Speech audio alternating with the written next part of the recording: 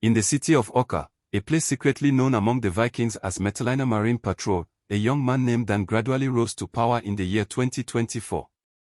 By that time, his name had already begun to echo across streets and back alleys, not just as a member of the Vikings, but as someone with a reputation for loyalty, fearlessness, and strategic thinking. Dan didn't just appear from nowhere.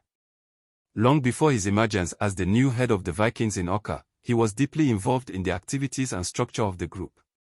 Many believed that he had been silently preparing for leadership without making his intentions obvious. He wasn't just another face in the crowd, he was someone who had already earned respect for his dedication and for always stepping forward during difficult times. The position he took over in 2024 wasn't just any ordinary role. Dan became the Executioner, a title reserved for the top leader of the Vikings in Awka. His rise came during one of the most unstable and dangerous times the Confraternity had ever experienced. The Vikings were locked in a heated and prolonged clash with a rival group known as the Black Axe. This conflict had started way back in 2021 and had continued without a clear resolution, claiming several lives and causing constant unrest in the underground world of Awka. Dan's appointment didn't come through elections or peace talks. It was more of a survival decision. The man who held the position before him had been tragically taken out during the heat of the ongoing feud with the Black Axe. In fact, it was said that more than one executioner had been lost in the same way, caught up in the crossfire of the bitter rivalry. This wasn't just leadership by succession, it was leadership by survival, courage, and ability to navigate chaos. Many people in the inner circles believed that Dan stepped into the role because there was simply no one else strong enough, smart enough, or willing enough to take on the challenge during that dangerous period. To lead at that time meant risking everything, and Dan was ready. But Dan's leadership style was not one based on negotiation or reconciliation.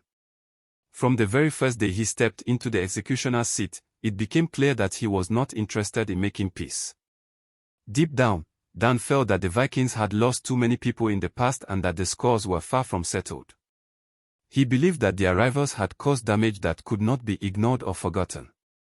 This belief shaped the early days of his leadership. He was focused, intense, and determined to restore the pride and strength of the Vikings in Awka. Many saw him as a leader who came not just to guide, but to make a loud statement that the Vikings would not bow or be broken, no matter how long the conflict lasted. His reign began like a storm, calm on the surface, but heavy with tension underneath. Everyone could feel it. Something had changed. Dan was not like those who came before him. He was different. He was strategic, cold when needed, and deeply committed to the brotherhood that shaped him. Whether Dan would eventually bring lasting strength or further chaos to Awka remained to be seen. But one thing was certain: under his watch, the city would never stay the same.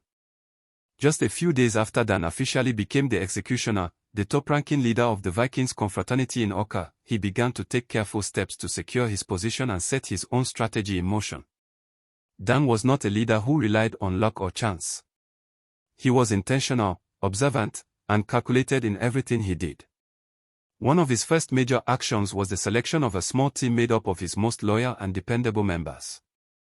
These were individuals who had stood with him during difficult times, people who had proven themselves trustworthy and committed.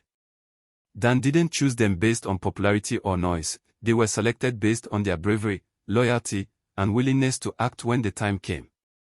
This squad, though not officially named, quickly became known in underground circles as Dan's personal strike team.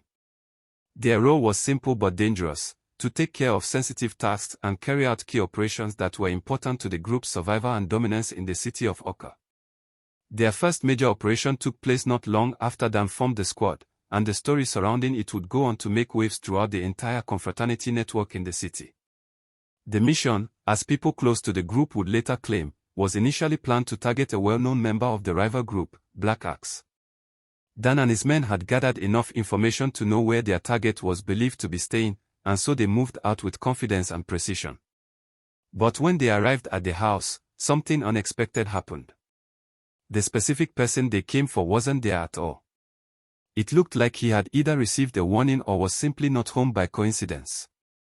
This kind of thing was not unusual in that world. Movements were unpredictable, and sometimes luck played its part. However, just as they were deciding what to do next, a surprising moment changed everything. Not far from the house, they spotted a group of 3 individuals. Among them was a man named Urch, a very popular and powerful figure within the Black Axe Confraternity.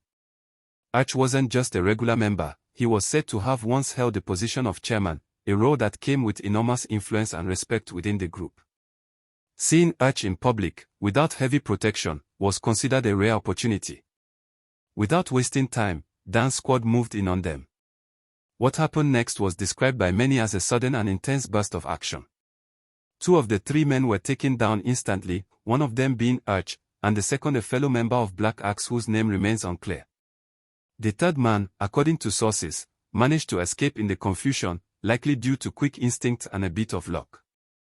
This event shook the entire underground network in Awka. The fact that someone like Urch, a man who once sat at the top of the Black Axe leadership structure, had been taken down so suddenly sent a strong message across the city. Whether planned or not, this operation ended up being a statement, and it marked the beginning of a new chapter under Dan's rule. There was some debate afterward about Dan's exact involvement in the mission. Some people believed he was physically present with his men during the operation, while others argued that he likely gave the order from a distance, allowing his team to handle the action while he observed from a safe position. In confraternity structures, it's not unusual for leaders to avoid direct involvement in operations like this.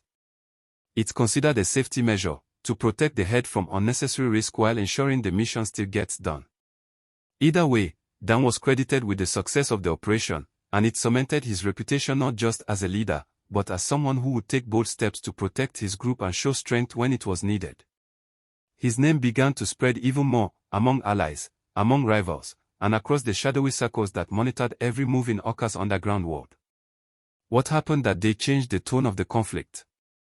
It showed that Dan's regime would not be one of silence or passivity. He had arrived, and he had made his presence felt in the most dramatic way possible.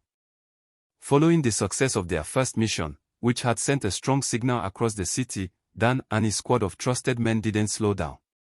Instead, they allegedly moved on to a far more dangerous and symbolic target, one that would shake not only their rivals, but the entire Awka underground world.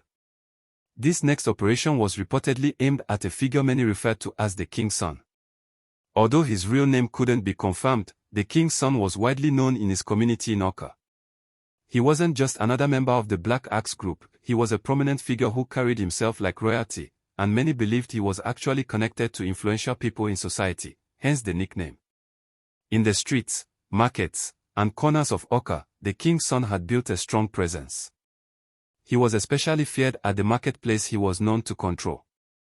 It was there that he and several of his loyal men often made their presence felt, dominating the area and creating an atmosphere where people hesitated to question or challenge his authority.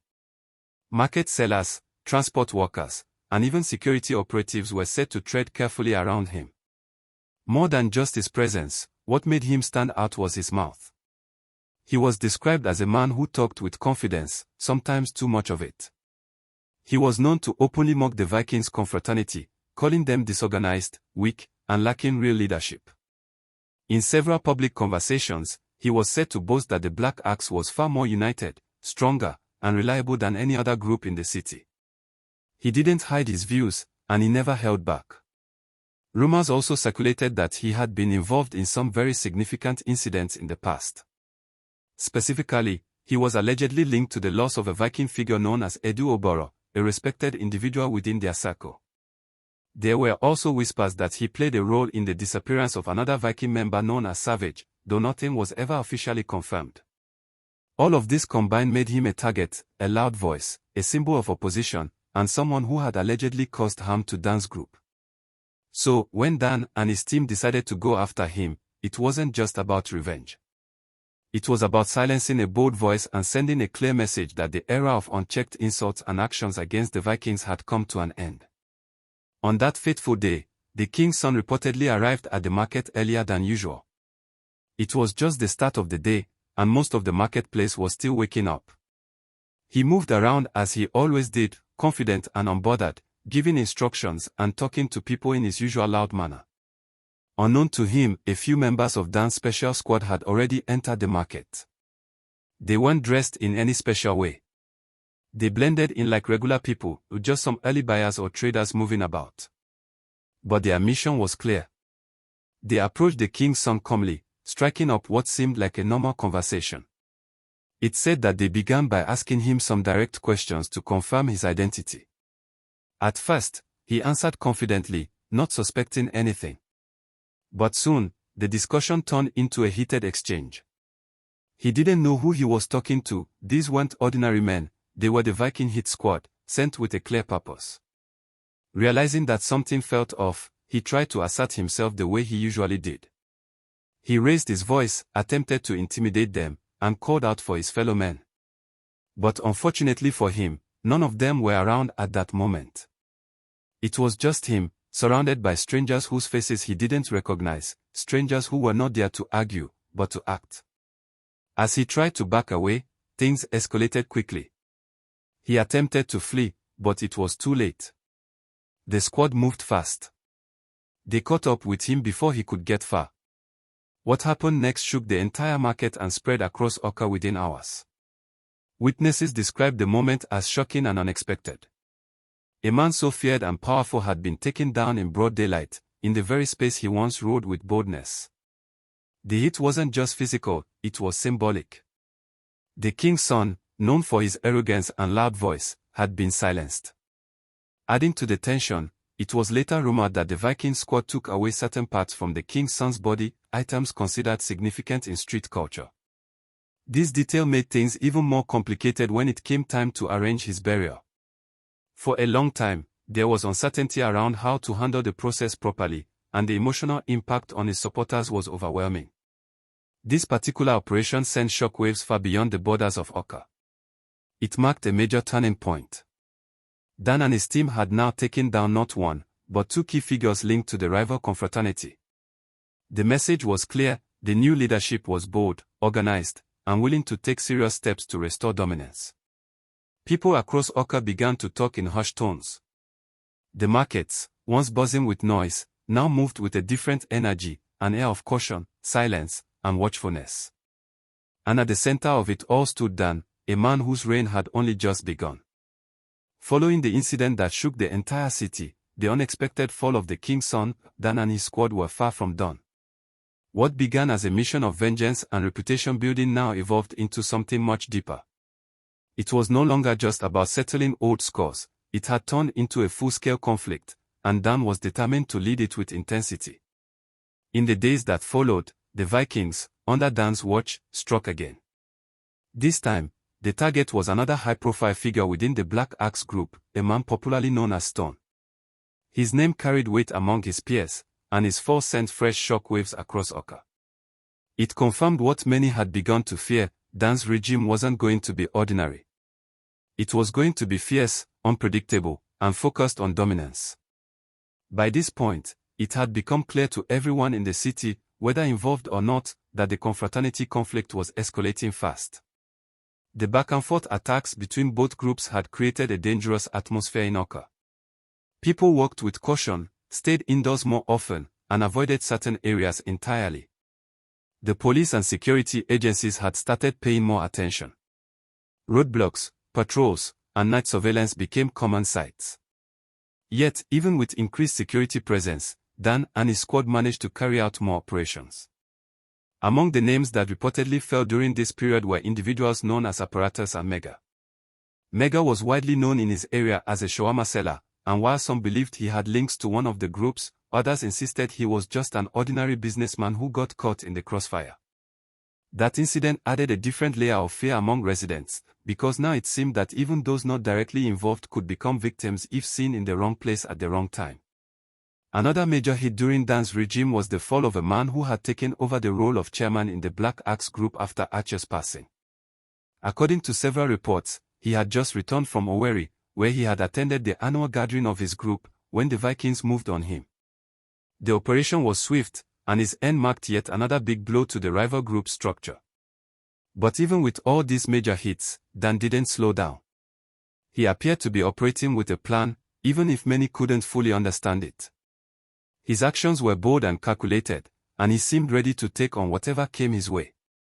The last few operations under his leadership, however, would prove to be the most dramatic, and ultimately, the most tragic. Shortly before the end of his reign, Dan and his team targeted two more individuals, Toribo West and Moon, both believed to be active members of the Black Axe group. Toribo West was taken down first, and just days later, the focus shifted to Moon. According to people close to the situation, Moon had been monitored for some time. When the opportunity came, the Viking squad moved in. But what Dan and his men didn't know was that their actions had finally reached a breaking point. Immediately after Moon's fall, things changed. Security officers who had reportedly been monitoring the situation acted quickly. A sudden confrontation broke out between the operatives and the Viking squad. A heated exchange followed, described by witnesses as loud, tense, and chaotic. In the middle of it all, Dan was reportedly brought down, along with several of his closest men. One of the most notable losses during that encounter was a man known as Kiss Me, one of Dan's top squad members and someone said to have been part of almost every operation. His passing, alongside Dan's, marked the beginning of a new phase in the conflict. But the situation didn't end there. Not long after, the Black Axe group responded with force. They launched a fierce attack in Nibwa, a town not far from Awka. The result was devastating. Over 8 people were said to have lost their lives in the incident. Of those, 3 were believed to be members of the Vikings group, while the rest were reported to be civilians, innocent bystanders who had no ties to either confraternity. That tragic event deeply saddened the community and raised more questions about the toll the ongoing conflict was taking on ordinary lives. The Nibwa incident was reportedly sparked by the group's search for a man known as English, another popular member of the Vikings. English had served as part of Dan's hit squad and had participated in several of the group's missions. On that particular day, however, luck was on his side. He had reportedly left the area just before the Black Axe squad arrived. Frustrated by his escape, they turned their anger on everyone else they found at the location. Dan's passing left a void in the Vikings group. Though the group tried to keep up with the pace he had set, many insiders confirmed that things were never quite the same. The fearlessness, the strategic thinking, and the willingness to go all in, all of that seemed to fade with his departure. A few operations were still carried out, but none came close to the boldness and precision that defined Dan's leadership. His time as executioner was short, but it left a deep mark. Stories of his actions, his decisions, and his final moments were shared in hushed voices across the streets of Awka. He had risen quickly, made his impact, and exited in the same dramatic fashion that defined his rule.